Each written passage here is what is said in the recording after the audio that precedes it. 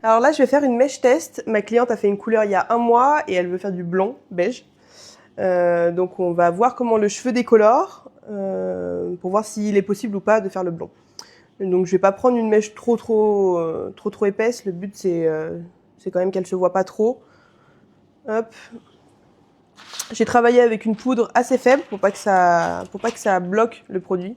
Si on travaille un peu trop fort, ça peut bloquer. Tac. Là, le but c'est quand même de bien charger pour voir comment le cheveu va prendre. Quitte à le laisser poser un peu plus longtemps, c'est mieux de travailler avec une poudre un peu plus faible. Tac. Et là, hop, on ferme. Et on voit dans à peu près 10-15 minutes comment déjà ça commence à décolorer. Donc là, j'ai laissé poser à peu près 15 minutes, 15-20 minutes pour voir vraiment jusqu'à où ça pouvait pousser la déco.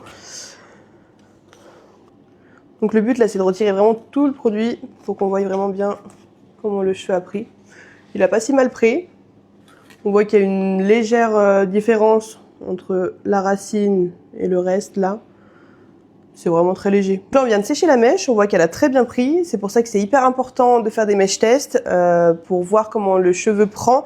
Là, en l'occurrence, il a très bien pris, mais un cheveu qui prend pas bien, on aurait monté tout le balayage et du coup, on aurait perdu beaucoup de temps pour voir que ça aurait pris soit orange, soit ça aurait pas pris du tout.